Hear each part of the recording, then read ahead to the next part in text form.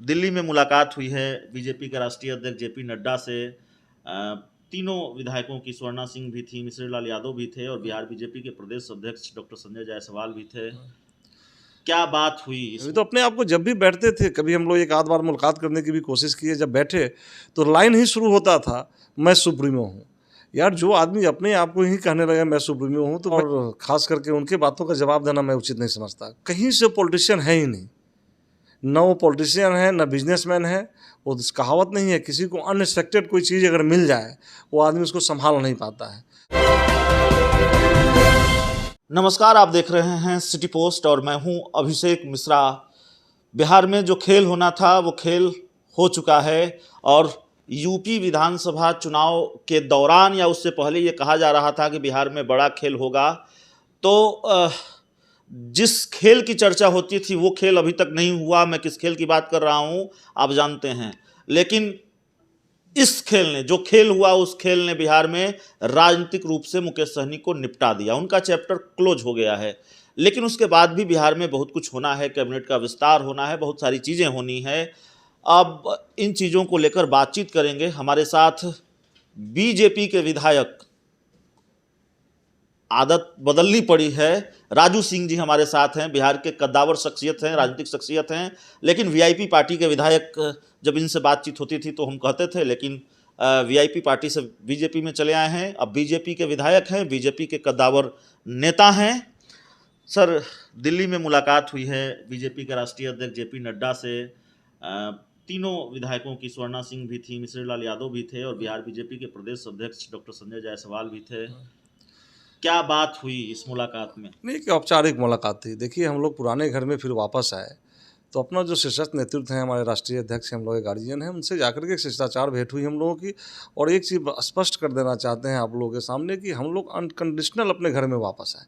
हम लोग BJP background से ही थे, एनडीए के बैकग्राउंड से थे। मैं पिछले 20 सालों से राजनीतिक कर रहा हूँ, मेरा राजनीतिक हमेशा एनडीए के साथ रहा है। तो इसमें कहीं कोई मतलब अप्रत्याशित घटना हुई ही नहीं। हम लोग तो इसके पहले भी कई एक बार अपने पुराने राष्ट्रीय अध्यक्ष मुकेश सहनी जी को कई बार बताया कि भाई इस तरह की बातें मत करें। एक अच्छा मौका है आपके पास, अपॉर्चुनिटी मिली है, एक राष्ट्रीय पार्टी आपको हिस्सेदारी दी है, आप इसमें थोड़ा ढंग से चलें। लेकिन आप जानते नहीं हैं, वो देहाती जो कहावत है वो कहना थोड़ा अच्छा नहीं लगता, लेकिन किसके हाथ में नारियल, इस बात को समझ सकते हैं। इसलिए उसे वही नारियल मिला, वो आदमी से वो समझ नहीं पाया और अपने आप को भी डुबाया। यूपी का गुनाह ज़्यादा बड़ा था या बोचहा का गुनाह भारी पड़ गया मुकेश सहनी पर? देखिए, यूपी का चुनाव या बोचहा का चुनाव ये सब बहाना है। ये तो साल भर पहले से ही पटकथा लिखी जा चुकी थी। जिस समय वो पार्टी में एनडीए में आए, एनडीए का हिस्सा बने और हिस्सा बनने के बाद में खुद चुनाव हार करके मंत्री बने और मंत्री बनने के बाद में उनको लगने लगा शायद बिहार के सबसे ऊपर की जगहों पर बैठ गए हैं। और मंत्री बनने के बाद में किसी भी पार्टी के सदस्यों से कोई राय विचार नहीं लेना, माननीय विधायकों से कोई विचार नहीं करना। विधायक दल की बैठकें भी नहीं होती थी, ये भी जानकारी हमारे पास है। कभी भी बिहार दल की बैठक नहीं हुई। तो अपने आप को जब भी बैठते थे, कभी हम लोग एक आध बार मुलाकात करने की भी कोशिश किए, जब बैठे तो लाइन ही शुरू होता था, मैं सुप्रीमो हूँ। यार, जो आदमी अपने आप को ही कहने लगा मैं सुप्रीमो हूँ, तो भाई कोई डिसीजन लेता है, उस डिसीजन में किसी की हिस्सेदारी नहीं होती है और डिसीजन, सारे डिसीजन अटपटा सा होता है। तो एक दो बार तो मिल करके भी समझाए और कई एक बार आपके माध्यम से, मीडिया के माध्यम से भी उनको सचेत करने का मौका दिए। जब वो नहीं समझे तो हम लोग उनको बता करके कि भाई आप नहीं समझेंगे तो हम जिस बैकग्राउंड से आते हैं, पिछले 6 महीना से मैं बोल रहा था कि हम लोग का बैकग्राउंड एनडीए का बैकग्राउंड है, हम लोग घर वापसी कर जाएंगे। और इस चीज़ का शायद उनको अंदाज़ा नहीं था या किस उम्मीद में बैठे हुए थे कि वो नहीं जा सकते हैं। 4 लोग हैं, 2 लोग जैसे मैं और मिश्री लाल जी स्पष्ट रूप से बोलते रहे थे पहले, तो उनको लगता था 2 आदमी नहीं जा पाएंगे।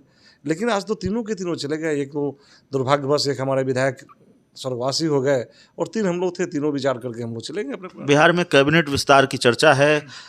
राजू सिंह जी, क्या भावी मंत्री से हमारी बात हो रही है?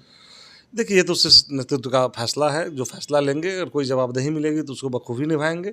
लेकिन इसके बारे में मैं अपने से खुद नहीं कह सकता। बोचहा में क्या होने जा रहा है? बोचहा चुनाव हम लोग जीतेंगे, लड़ाई है लेकिन चुनाव हम मजबूती से जीतेंगे। वहाँ पे हम कहते हैं, आपको आज ही बता दे रहे हैं, आप देखिएगा रिजल्ट आएगा, कम से कम 30-40 हज़ार वोटों से चुनाव हम लोग जीतेंगे। कल भर विधानसभा है, कल के बाद से हम लोग कंप्लीट वहीं कैंप करेंगे 12 तारीख तक, क्योंकि मेरा होम जिला है।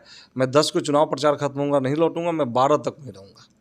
मुकेश सहनी कह रहे थे कि बीजेपी माफ़ कीजिएगा, तेजस्वी यादव 2.5 साल का मुख्यमंत्री हमको बनाएं और 2.5 साल का मुख्यमंत्री खुद बने, निषाद के बेटा को बनाएं, अपना नाम उन्होंने नहीं लिया था, तो मुख्यमंत्री बनने को लेकर भी लगातार बातचीत कर रहे थे वो।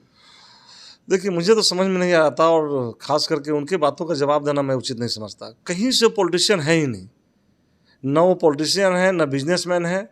वो कहावत नहीं है, किसी को अनएक्सपेक्टेड कोई चीज़ अगर मिल जाए, वो आदमी उसको संभाल नहीं पाता है। तो जो हम लोग बचपन में पढ़े थे या अभी भी जो देखने को मिलता है, उसमें एक बड़ा उदाहरण हम लोग के सामने हमारे मुकेश सहनी जी हैं, जिनको अनएक्सपेक्टेड कुछ मिल गया, जो नहीं मिलना चाहिए था वो मिल गया। वो आदमी अलबला गए, अलबला करके सारे डिसीजन ले रहे हैं, सारे काम कर रहे हैं। तो अब तो कहावत है, कहीं के नहीं रहे।